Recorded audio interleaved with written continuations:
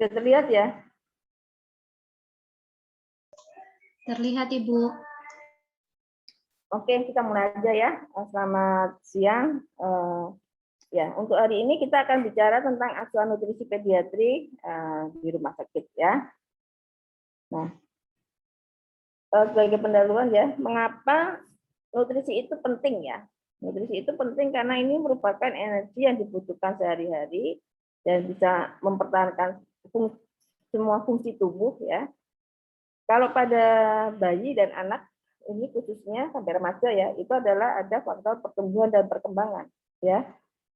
Kemudian juga bisa berfungsi sebagai fungsi pengobatan atau terapi ya, untuk penyembuhan luka, untuk pencegahan dan lain sebagainya. Ya, ini semuanya dibutuhkan ya.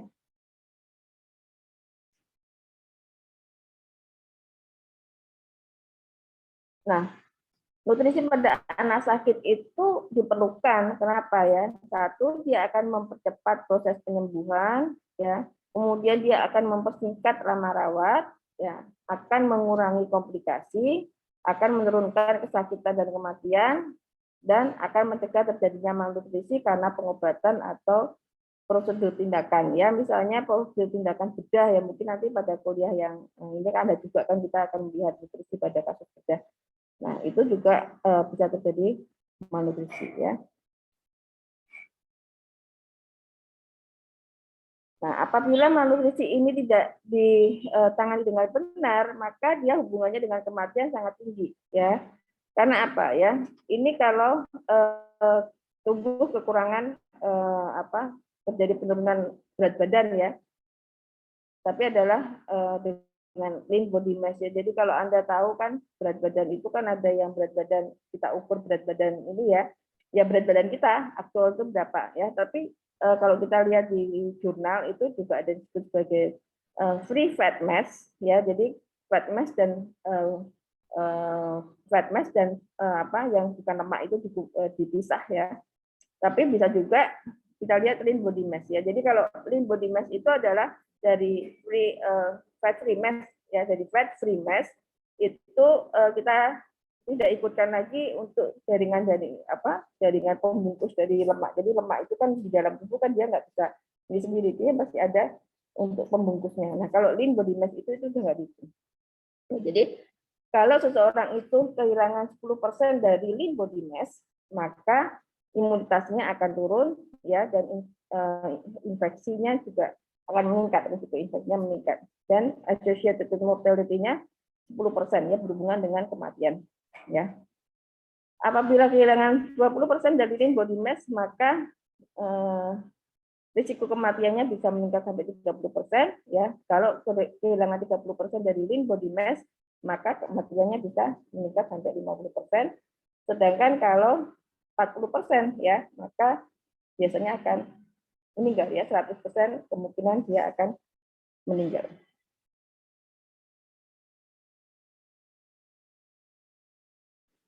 Nah, apa yang disebut sebagai malnutrisi di rumah sakit ya?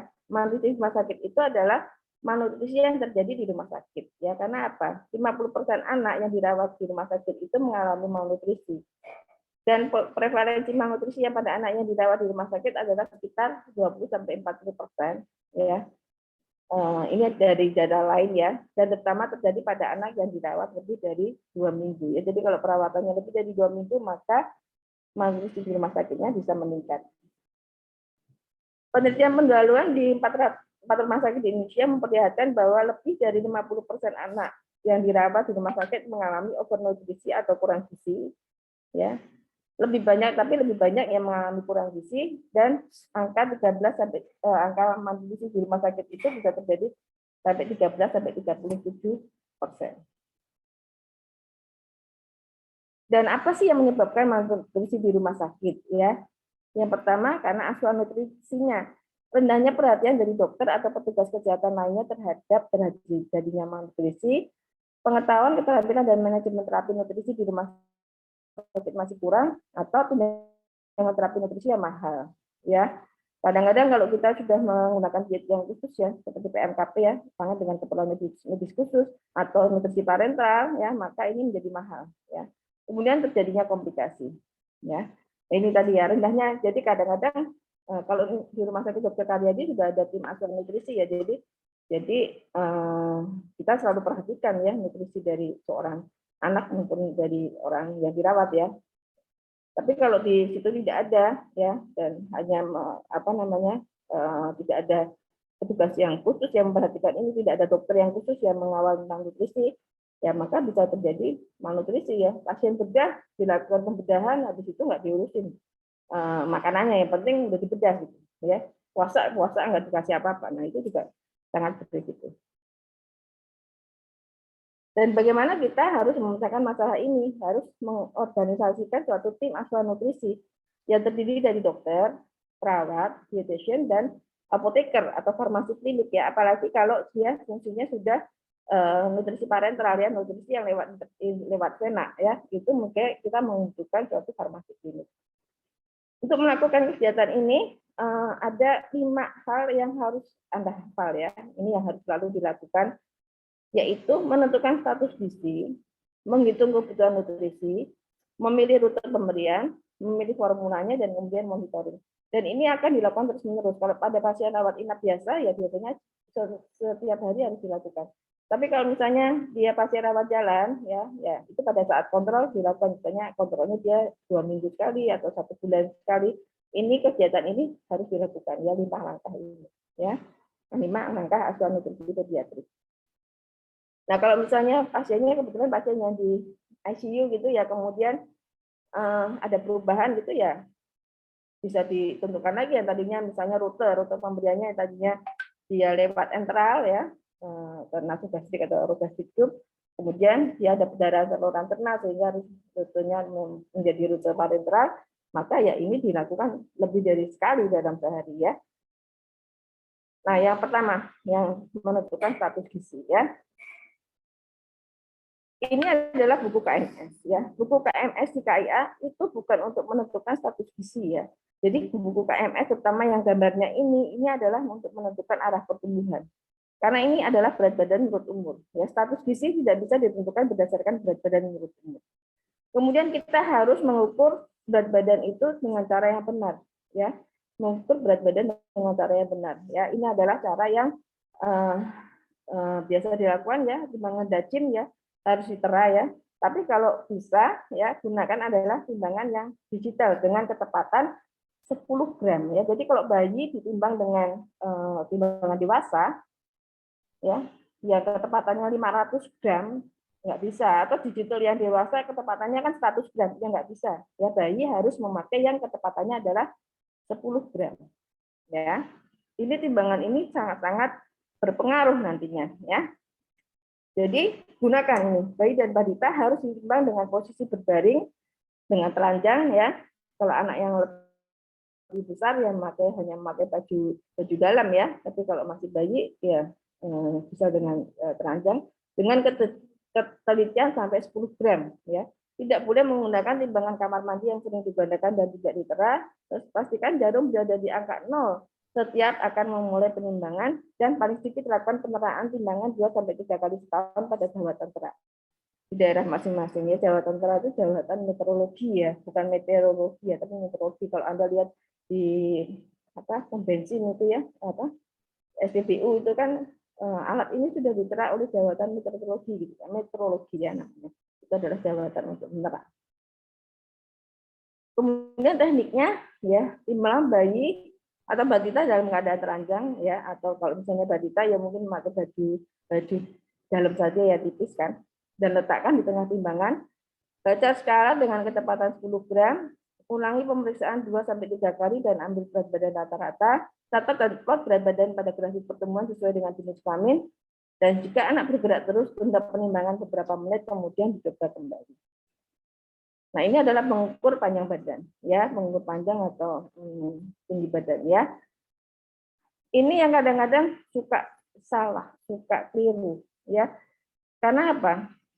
Mengukur panjang badan itu nggak mungkin berkurang, ya. Kadang-kadang ada diukur 76 cm, sebulan kemudian diukur 74 cm, itu nggak mungkin, ya. Itu nggak mungkin. Kapan diukur panjang, kapan diukur tinggi? Ya, panjang badan itu diukur kalau anaknya kurang dari 2 tahun usianya. Tapi kalau lebih dari 2 tahun kita menggunakan tinggi badan. Ya. Dan pengukuran panjang badan itu paling tidak oleh 2 orang. Jadi kalau mau mengukur panjang badan oleh 1 orang saja impossible. Nggak mungkin, itu pasti salah nanti jadinya. Ya. Jadi harus 2 orang. Kenapa? Karena satu memegangi bagian yang statis di sini, ini adalah bagian yang dinamis, yang bergerak adalah di sini. Dan ini alatnya namanya adalah infantometer. Alat ini harus ada. Kalau Anda bukan memakai alat ini, infantometer, itu salah. Ya, jadi harus memakai infantometer. Ya, ini ya, kemudian dipegang. Karena apa? Seringkali kaki, apalagi kaki bayi baru lahir itu kan suka kayak kelipet-lipet fleksi gini ya, jadi kan sulit ya. Ini harus dipegang oleh 2 orang, yang satu adalah memegang yang kepala. Sedangkan pengukuran tinggi badan ya, itu kalau anak sudah bisa berdiri tegak, yaitu batasnya adalah 2 tahun. Dan ini ya, dia harus rata ya. Ini harus nempel semua ya, kepala, punggung ya, pantat, tumit ini harus nempel ya. Kemudian ada yang disebut juga sebagai Frankfurt plane position, di mana arcus orbita, bawah arcus orbita di bawah mata ini dengan tragus ya, telinga kita ya, tengahnya namanya tragus, itu harus dalam satu garis lurus. Jadi pengukuran tinggi badannya benar itu sedikit tunduk, justru sedikit tunduk karena ini harus dalam satu garis lurus. Ini diukur ya, berdiri ya, diukur seperti ini ya. Kemudian yang mengukur itu matanya harus di sini supaya tidak terjadi bias. Ya, jadi kalau misalnya yang diukur masih anak-anak ya, ya kita harus tunduk ya. Tunduk artinya jongkok, setengah jongkok yang mengukur. Tapi kalau misalnya Anda mengukur anak SMP dan tinggi Anda yang sama diukur, yang lebih tinggi yang diukur, ya Anda pakai jingklik ya, supaya bisa melihat di sini. Ya, mata kita yang memeriksa itu harus melihat di sini. Nah, ini adalah hal-hal yang salah ya. Siapa yang masih menggunakan meteran baju? Kadang-kadang ada meteran bajunya ditaruh di sini, tempat tidurnya lengkung, ya. Ini salah, ini nggak boleh dilakukan seperti ini, ya. Ini pakai apa nih? Map, ya. Ini nggak boleh, ya. Harus pakai infantometer untuk anak kurang dari 2 tahun atau pakai stadiometer. Yang tadi yang benar stadiometer, ya. Yang gambaran ini namanya stadiometer. Ini adalah infantometer. Ini ya, ini juga ya, memakai ini gimana caranya ngukur di sini? Ini pakai infus segala seperti ini nggak bisa ya, tempat tidurnya juga nggak standar ya. Nah ya, kemudian yang bisa menentukan status gizi itu kalau di buku KMS itu ya memang ada kan yang weight for length. Nah weight for length itu digunakan untuk mengukur status gizi ya, weight for length atau weight for height ya. Kalau weight for length itu pada kurang dari 2 tahun. Kalau weight for height itu pada di atas 2 tahun, ya itu bisa menentukan status gizi. Ya. Nah ini ya, atau kita memakai suatu pakai tabel ya, tabelnya apakah dia kurang dari min 1 SD, kurang dari min 2 SD, ya, itu bisa dilihat. Jadi yang untuk bisa menentukan status gizi adalah berat badan menurut tinggi badan ya. Berat badan menurut umur itu hanya bisa menentukan berat badannya kurang atau berat badannya sangat kurang. Kalau dia di bawah min 2 SD, berat badannya kurang, di bawah min 3 SD berat badannya sangat kurang. Ya, atau perawakannya, kalau di bawah min 2 SD tinggi badan menurut umurnya dia artinya perawakannya pendek ya, belum tentu stunting ya. Bisa juga short stature ya. Nanti kita bahas pada pembahasan tentang stunting. Di bawah min 3 SD adalah perawakan sangat pendek. Nah, yang bisa menentukan status gizi adalah berat badan menurut tinggi badan, karena itu proporsional. Ya, misalnya Anda tinggi badannya 160 misalnya, 160 cm. Ya, yang satunya Anda 160 cm dengan berat badannya 50 kilo. Tapi ada teman Anda 160 cm berat badannya 65 kilo. Maka yang 65 kilo akan kelihatan gemuk kan, lebih gemuk daripada yang 50 kilo kan. Nah, ya jadi status gizi itu hanya bisa ditentukan kalau ada komponen berat dan ada komponen tinggi atau panjang. Ya. Termasuk juga indeks massa tubuh atau body mass index per umur itu juga bisa untuk menentukan status gizi karena ada berat ada tinggi kan di situ. Yang dipakai bagaimana ya? Kalau antara di atas min 2 ya, SD sampai plus 1 SD adalah gizi baik. Di bawah min 2 SD gizi kurang dan di bawah min 3 SD adalah gizi buruk. Di atas plus 1 SD adalah possible risk of overweight, ya. Di atas plus 2 SD adalah overweight dan di atas plus 3 SD adalah obesitas. Ini yang dipakai ya. Indeks massa tubuh juga dipakai. Oke, itu yang langkah pertama. Langkah kedua adalah menentukan kebutuhan nutrisi. Kita harus bisa menghitung kebutuhan energi dan protein, dan perhitungan ini menggunakan RDA, ya, penghitungan dengan requirement daily allowance, ya, berdasarkan umur, jenis kelamin, berat badan ideal, dan juga panjang badan. Tapi pada keadaan sakit kritis, kita menggunakan perhitungan menggunakan energi dasar dan faktor stres. Ya. Ini adalah dari faktor stres, ya, dari faktor stres itu dan energi dasar. Ya. Kemudian yang langkah ketiga adalah rute pemberian. Ya. Rute pemberian ini bisa menggunakan oral, ya, kalau kita makan biasa itu kan oral. Bisa menggunakan nutrisi enteral, ya, bisa dengan nasogastrik atau orogastrik ataupun dengan stoma. Stoma itu dipasangnya di dinding perut, ya. Nah, langsung masuk ke ke lambung, ya, biasanya, ya. Atau nutrisi parenteral, yaitu dengan perifer dan sentral, ya. Nah, ini adalah chartnya, ya. Jadi kalau selama fungsi usus itu masih normal, maka kita harus menggunakan fungsi usus, ya. Tapi kalau fungsi ususnya tidak normal, ya kita gunakan nutrisi parenteral, ya. Jadi kita lihat dulu, ya. Kalau misalnya orangnya nggak sadar, ya, anaknya nggak sadar, maka kita nggak bisa menggunakan oral, ya. Kita harus menggunakan enteral, ya. Enteral berarti langsung masuk ke dalam lambung. Kalau dia fungsi gastrointestinalnya dia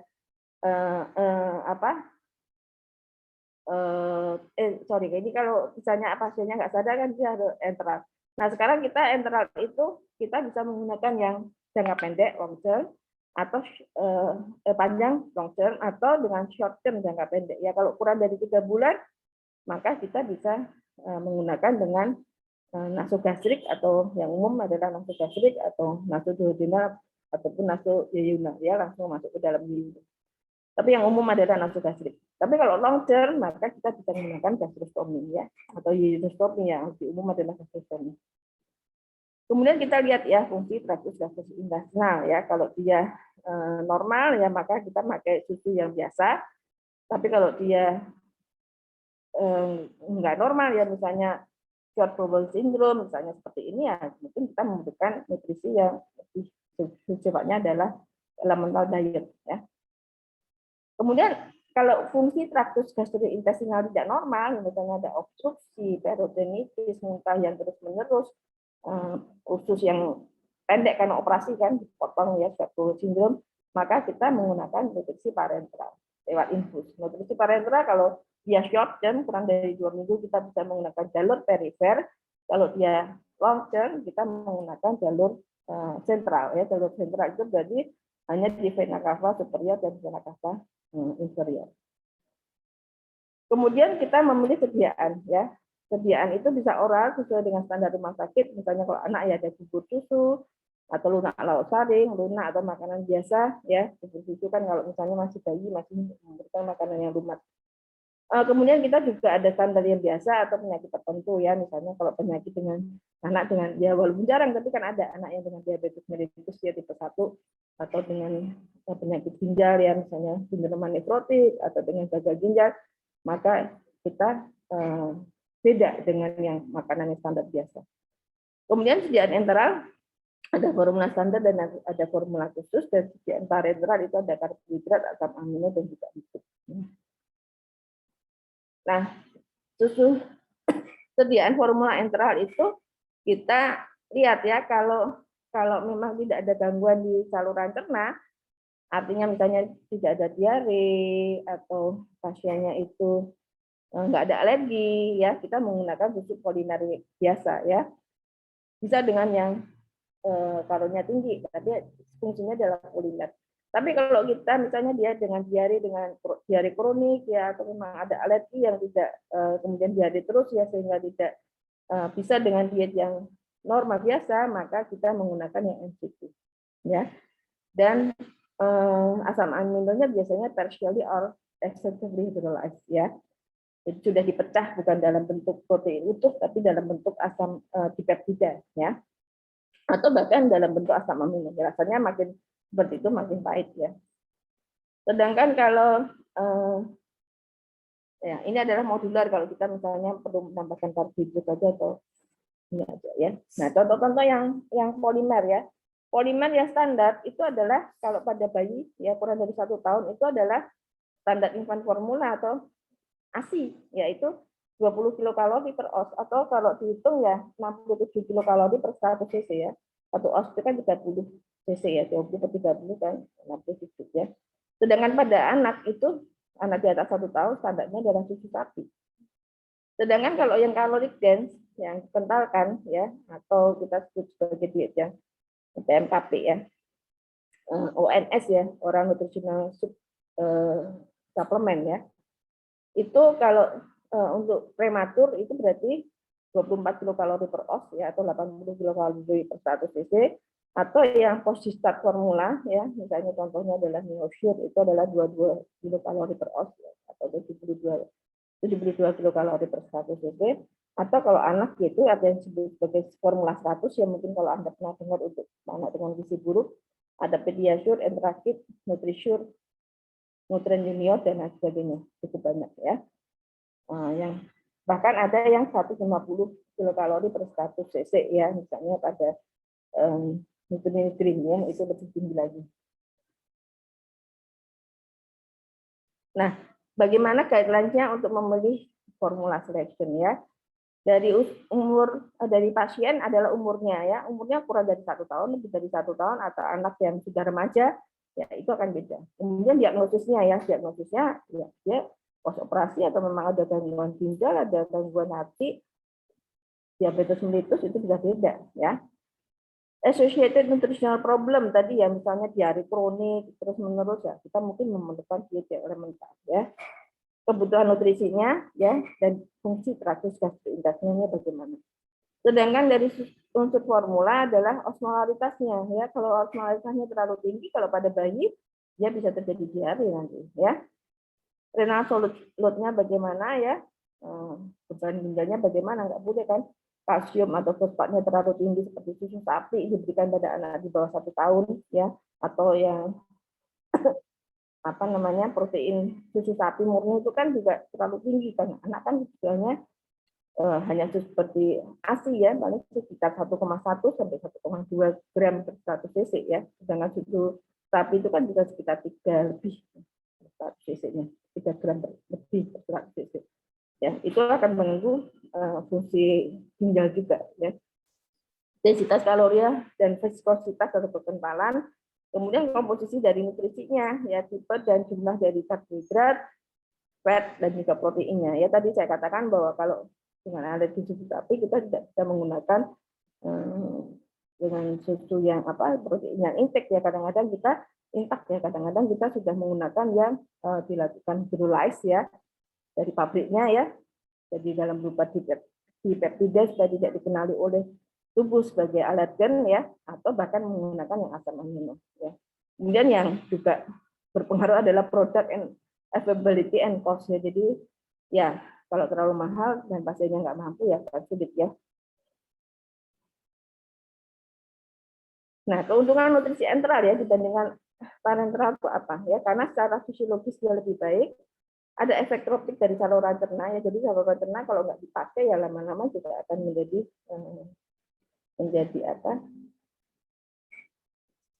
tipis ya, tidak berfungsi ya, sehingga mukosanya juga makin lama makin tipis dan makin hilang ya. Nanti tidak berfungsi dengan baik diberikan makan malah bisa jadi diare. Kemudian stimulasi dan memelihara mukosa saluran cerna menurunkan komplikasi metabolik dan infeksi termasuk translokasi bakteri dan ya jelas lebih murah daripada nutrisi parenteral ya. Kemudian bagaimana makronutriennya ya kalau pada anaknya dengan gizi buruk ya kita bisa berikan 12 kali ya sehari dengan kalori kurang lebih adalah 80 sampai 100 kilokalori per kilogram per hari yaitu kalau dengan badan aktual ya protein ya, kemudian laktos free formula dan kalori range ya. Kalau misalnya memang diperlukan fase rehabilitasi kita bisa memberikan sampai 150 sampai 250 kilokalori per hari dengan proteinnya 3 sampai 5 gram. Kita bisa menggunakan yang laktosanya lebih rendah juga bisa ya, atau kalori oral dense itu juga bisa ya, dengan kalau dia lebih tinggi. Tadi sebagai contoh misalnya Pediasure, S100 atau Nutri-Nutri ya, itu adalah yang kalori dense. Kemudian mikronutrien ya, mikronutrien kita gunakan asam folat ya, kemudian zinc, koper, selenium, magnesium, profilaksis dari FI ya, vitamin A supplementation ya, itu kita bisa gunakan ya, tergantung dari umur. Nah ini sedikit tentang nutrisi parenteral ya. Nutrisi parenteral itu adalah prinsipnya ada airnya kan, kemudian ada deksosa, ada asam amino, ada lipid, ada vitamin, terus elemen ya, elektrolit ya, pertama adalah Na, KCl ya, kalsium itu juga dimasukkan, kalau bisa ada magnesium juga dimasukkan ya. Kemudian ada beberapa obat-obatan yang kadang-kadang juga itu dicampurkan seperti heparin misalnya, itu juga bisa dimasukkan ya. Nah ini yang deksosa, asam amino serta elektrolit ini akan meningkatkan osmolaritas, sedangkan lipid itu walaupun bentuknya dia putih gitu ya, tapi dia osmolaritasnya rendah ya. Nah, 10 langkah dari nutrisi parenteral itu ya kita harus menentukan dulu tujuannya dari nutrisi parenteral, harus diukur berat badan, ya panjang badan pada anak ya, kemudian kebutuhan cairan, kebutuhan energi, kebutuhan nutrien makro, ya, kebutuhan elektrolit, vitamin, cairan, aksesnya bagaimana, dan kita melakukan nutrisi parenteral itu. Nah, ini adalah rute nutrisi parenteral. Yang ini adalah oral ya, nasogastrik ya. Kalau pada bayi itu kadang-kadang pakai orogastrik ya. Atau gastrostomi ya. Gastrostomi berarti ya langsung dilubangi di sini ya. Atau unistomi ya. Tapi kalau nutrisi parenteral, kalau perifer kita bisa lewat jalurnya infus biasa, tapi kalau ventral itu berarti harus melalui, bisa lewat vena subclavia di sini, tapi harus berakhir di vena cava superior dan atau vena cava inferior ya. Jadi kalau nutrisi parenteral itu ya, kalau yang lewat jalur sentral ya itu kita bisa memberikan deksosanya bisa sampai 20-30%, enggak masalah. Tapi kalau perifer itu adalah 10% saja. Di atas ini maka bisa terjadi lebitis ya. Jadi hati-hati ya. Kemudian ada rasio energi non protein dengan nitrogen adalah perbandingannya 150 sampai 200 banding 1 ya. Nggak boleh terlalu banyak, asam aminonya juga tanpa karbohidrat ya. Ini adalah perhitungan dari nutrisi parenteral ya, harus dihitung dulu oleh farmasi ya. Kemudian ini bisa memakai karbohidrat dengan protein, kalau ada alat laminar flow ya bisa ditabur, kalau enggak ya sendiri-sendiri. Ya, kemudian ini lemak ya, lemak itu biasanya tidak dijadikan satu kotak gini ya, karena kalau misalnya kita lemak itu osmolaritasnya rendah tapi warnanya kan putih ya. Jadi kalau misalnya nanti ada campuran obat atau elektrolit yang kita masukkan dan ternyata berinteraksi dan terjadi sedimentasi ya, terjadi mengkristal gitu ya, jadi pasir kan rusak itu berarti. Nah itu nggak akan kelihatan kalau lemaknya itu masuk ya. Jadi biasanya lemak itu tetap akan pemberiannya terpisah, tidak dalam satu kontainer seperti ini ya, tapi dia bentuk yang kontainer yang lain. Nanti bisa ketemu di selang infus atau ketemunya dekat dengan kulit, itu juga sudah bisa dekat dengan sudah mau masuk ya, triwinya ditaruh di tempat insersi, itu juga dekat tempat insersi juga bisa. Tapi yang penting dia tidak dalam satu tabung seperti ini. Nah, ya jangan lupa juga adanya refeeding syndrome ya.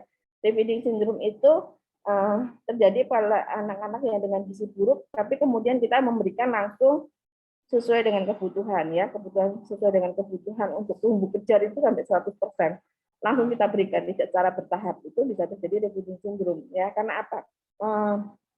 Anak itu dia sudah terbiasa dengan, anak dewasa juga bisa terjadi refeeding syndrome. Sudah biasa dalam keadaan starvasi ya, sudah hemat di selnya.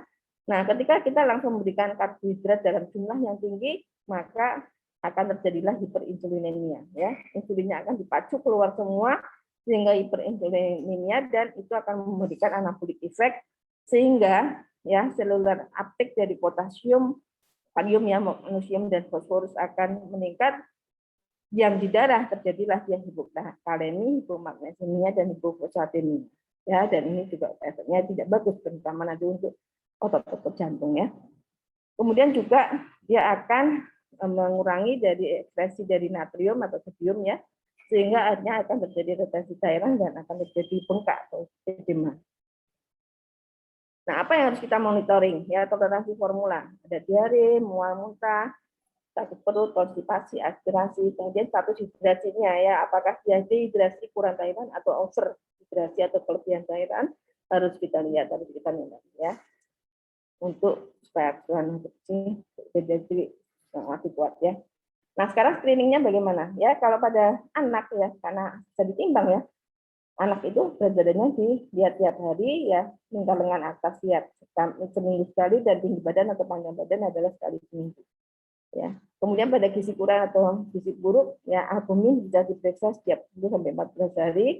Kemudian cek untuk HB, untuk darah rutin, ya, juga limfosit, ya. Itu biasanya kalau darah rutin juga bisa keluar juga. Kalau enggak, ya, permintaan khusus untuk total limfosit count itu adalah 1 kali seminggu. Nah, kemudian bagaimana kita mengukur risiko nutrisi secara sederhana, ya. Ada yang disebut sebagai simple pediatric nutritional risk score, ya, itu untuk menilai, ya, apakah dia berisiko terjadinya malnutrisi rumah sakit atau tidak, ya. Yang dinilai adalah food intake, ya, food intake kurang dari 50%, kemudian pain, ya, atau rasa nyeri, ya, kemudian juga kondisi yang patologisnya, ya, apakah dia termasuk mild atau moderate, ya. Misalnya, ya, yang mild itu dia dirawat karena mau dilakukan pemeriksaan CT scan, gitu misalnya, atau MRI, ya, atau tindakan radiologi yang lain, ya, atau ada infeksi minor, ya, atau sakit tapi yang, ya, sakit apa, demam, gitu misalnya, tapi dia periodenya yang akut, ya, kurang dari 7 hari, gitu, ya. Kalau B2, ya misalnya pemeriksaan operasi, ya, fraktur, ya, atau patah tulang, ya, kemudian juga inflammatory bowel disease, ya, itu B2, ya. Nah, kalau B3, ya, itu misalnya HIV, AIDS, keganasan, ya, operasi bedah yang mayor, nah, itu bisa masuk B3. Nah, itu nanti akan dilakukan skor, ya, apakah risikonya itu low, moderate, atau high. Ya, atau kita menggunakan nutritional risk. Ini, dan ini ada rekomendasinya, ya. Bagaimana kalau misalnya hasilnya tadi mild, ya, risiko nutrisinya adalah low, ya, maka sering tidak butuh intervensi, ya. Tapi kalau dia risikonya menjadi moderate, ya, maka kita harus lihat, ya, bagaimana asupan makanan dan berat badan secara tiap hari, ya, dan seterusnya. Atau kita memakai subjective global nutritional assessment, ya. Ini juga bisa digunakan, walaupun kalau kita yang dipakai bukan yang ini, ya, nanti yang halaman berikutnya. Ini SGNA ini, ya, itu kalau yang dia berisiko malnutrisi, ya, atau menjadi berisiko dalam hal nutrisinya, misalnya berat badan, ya, berat badannya kurang dari 1.500 atau kurang dari 2.500, tapi ada gangguan gastrointestinal, respirasi, maupun gangguan jantung, ya, misalnya penyakit jantung bawaan. Kurang dari min 2 SD, ya, terjadi penurunan berat badan yang akut lebih dari 10%, ya. Misalnya bayi lahirnya 3 kilo, ya, kalau dia turunnya lebih dari 10%, ya, lebih dari 300 gram, jadi misalnya 2.600, itu berarti dia at risk, ya. Tadi satu gizi, ya, kurang dari P10 atau lebih dari P90, ya, misalnya, atau lebih dari +2, itu kan berarti dia menjadi gizi yang lebih, ya, overweight, ya. Increase dari metabolic rate, ya, oral feeding difficulty, ya, kemudian tidak kuatnya oral intake, ya, atau terjadi milk altering, ini tidak semuanya berisiko. Nah, yang kita pakai adalah ini, ya, dari Strong Kids, ya, yang ini kita pakai yang dokter spesialis anak menggunakan itu adalah dengan adaptasi dari Strong Kids. di mana di sini ada pertanyaan subjektif ya, apakah pasien tampak kurus, apakah terdapat penurunan berat badan selama 1 bulan terakhir, apakah terjadi salah satu dari kondisi berikut, yaitu diare lebih dari 5 kali sehari, atau asupan makanan berkurang selama 1 minggu terakhir, dan apakah terdapat penyakit atau keadaan yang mengakibatkan pasien berisiko mengalami malnutrisi, ya ini sesuai dengan ini ya, yang berisiko malnutrisi kalau diare kronik, terdapat penyakit jantung bawaan walaupun masih tertangka, HIV, kanker, penyakit hati kronik, TB paru, ginjal kronik, terpasang stoma, trauma, luka bakar luas dan lain sebagainya, maka dia itu poinnya akan langsung meningkat ya. Nah, seperti ini nanti kapan kita harus konsul atau kapan kita bisa dokter spesialis anak biasa bisa merawat pasien itu sendiri ya. Ini nanti semua sudah ditentukan di rumah sakit juga kalau di rawat inap ya.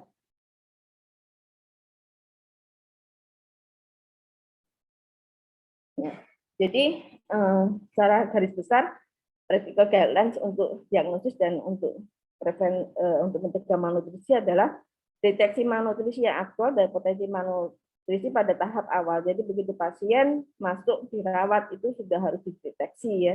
Perhatikan pasien pada kondisi malnutrisi atau risiko malnutrisi jika dia tidak kuat selama 7 hari atau kehilangan berat badan lebih dari 10%. Ya, itu juga.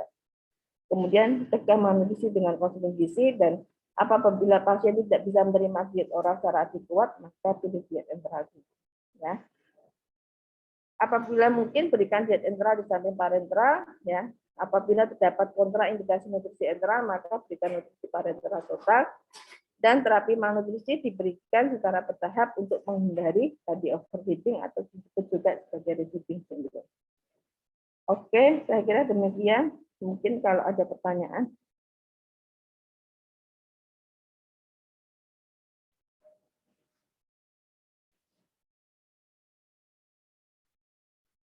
Apakah ada pertanyaan?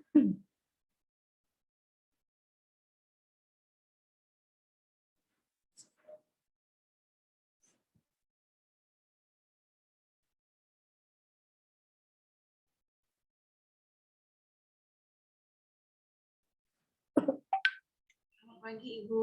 Ya? Nggak ada? Selamat pagi, Ibu. Mau izin bertanya.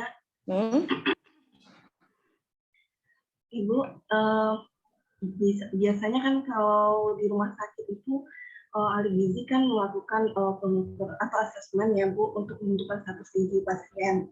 Nah, jika kita ketemu anak yang dalam keadaan tidak sadar, itu bagaimana ya Ibu? Kita kan sementara tadi anjurannya kita menggunakan berat badan, alat pengukur berat badan dan tinggi badan yang Ibu sampaikan itu. Apakah ada cara lain atau bisa menggunakan rumus yang lain begitu? Enggak. Ya kita harus timbang. Harus timbang. Iya. Harus dilakukan timbang. Kalau usianya di atas 5 tahun begitu, artinya kita gendong gitu ya? Iya, masih bisa. Dari keluarganya. Kecuali kalau sudah remaja atau dewasa ya, kalau seperti itu ya kita lihat sih pada badan kan tetap bisa diukur ya, lingkar lengan atas juga bisa untuk menjadi panduan. Baik Ibu. Terima kasih. Tapi berat badannya ya tidak bisa di ini, hanya perkiraan aja salah satu jenisnya seperti apa. Tapi biasanya sih pada saat atau ditanyakan berat badan terakhir sebelum sakit itu juga bisa.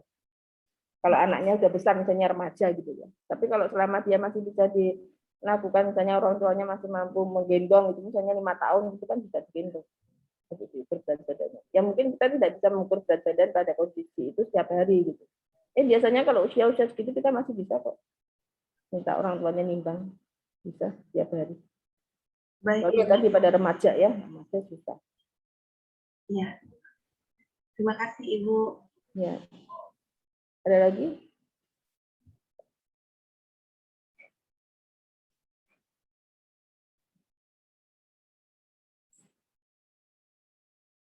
Oke, kalau nggak ada, ya sudah. Nanti kita ketemu lagi minggu depan. Ya, ada pertanyaan? Ibu izin bertanya, Ibu. Ya. Ibu berarti seperti saya melanjutkan pertanyaan yang sebelumnya. Berarti tidak dianjurkan untuk menggunakan kalau misalnya pasien tersebut tidak bisa kita ukur panjang badannya atau tinggi badannya. Kan ada rumus estimasi tinggi badan itu, Bu. Apakah untuk penggunaan estimasi itu berarti tidak dianjurkan ya, Bu? Enggak, kita nggak menggunakan estimasi. Kalau hanya panjang badan atau tinggi badan, ya kalau anaknya tidak bisa berdiri, ya kita bisa mengukur dengan panjang badan sih. Kalau panjang badan dengan tinggi badan kan rumusnya terpaut 0,7 cm itu. Jadi misalnya kalau dia dengan diukur panjang badan itu 80 cm gitu misalnya, tapi aslinya kalau misalnya anaknya udah di atas 2 tahun ya, kalau diukur panjang badannya 80 kan berarti aslinya dia 79,3 gitu. 0,7. Tapi tetap harus kita ukur, nggak ada estimasi. Baik Ibu, terima kasih. Ya. Ada lagi? Permisi Bu, ini mau bertanya kalau untuk perhitungan kebutuhan yang tadi Ibu bilang kan menggunakan RDA, apa ada lagi yang bisa digunakan untuk rumus perhitungan itu Bu? Ya kita maksudnya RDA. RDA kemudian RDA itu dikalikan dengan berat badan ideal menurut panjang badan. Jadi memang rumusnya agak ini. Kita harus tahu dulu panjang badan idealnya dia. Misalnya anaknya usianya 5 tahun, tapi panjang badan dia pendek, panjang badannya sesuai dengan anak usia 4 tahun. Maka RDA-nya adalah yang dipakai adalah RDA anak usia 4 tahun. Dikalikan dengan berat badan ideal. Kalau pada anak itu jadi kita akan menemukan nanti hasilnya berapa. Misalnya berat badan idealnya 10 kilo ya. 10 kilo ya kalau usia 3 sampai 4 sampai 6 tahun itu kan 90 ya. Tapi kalau panjang badannya sesuai anak misalnya usia 3 tahun berarti kita gunakan perkalian RDA-nya adalah 100. Ya nanti 10 kali 100 kebetulannya adalah 1000. Seperti itu. Ya. Karena ada di ini adalah untuk melihat arah berat badan ideal untuk tujuannya berapa sebenarnya yang dibutuhkan. Kalau kita hanya menggunakan berat badan aktual, maka ya dia nggak akan tumbuh, nggak akan naik berat badan.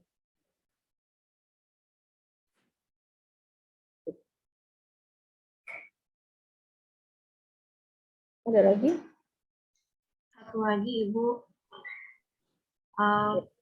kalau kita bertemu anak pasien hidrosefalus itu Bu, untuk penentuan energinya, artinya kita masih tetap pakai berat badan ideal ya Bu, karena kalau berat badan aktual kan biasanya bisa kelebihan di bagian kepala begitu.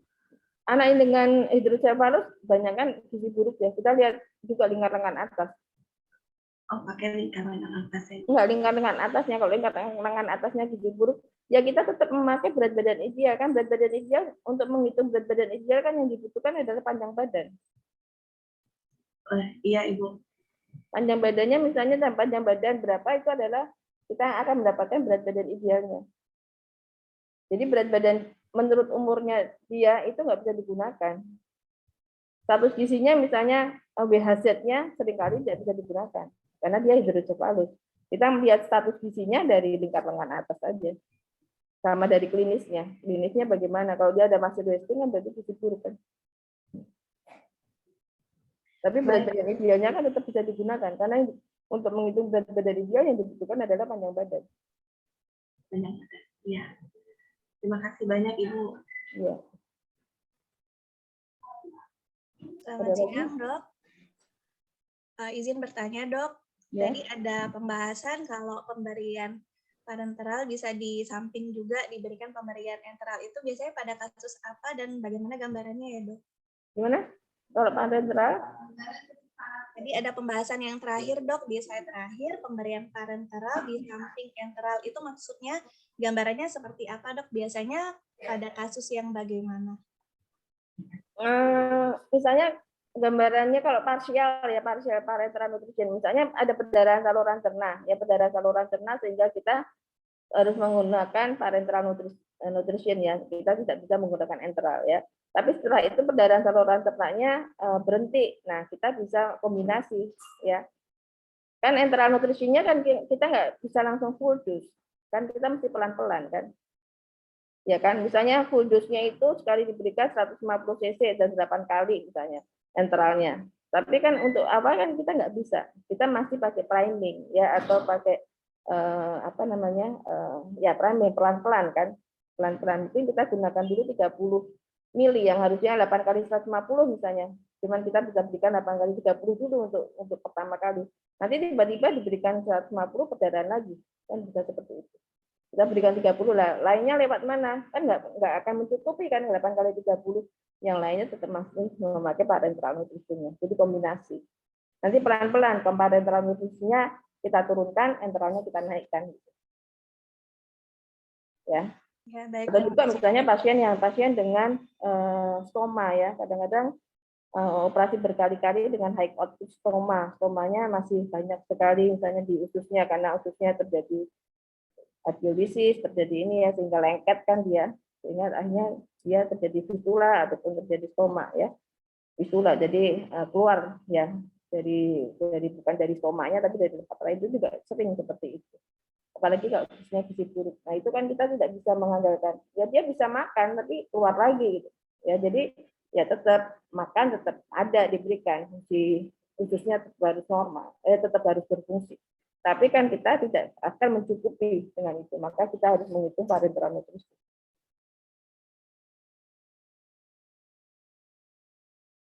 Ya, baik. Terima kasih, Dok. Ya, ada lagi?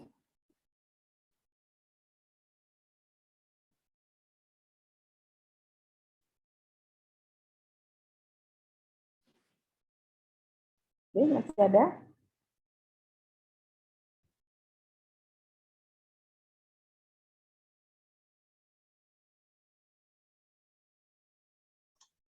Sudah cukup kayaknya, Dok.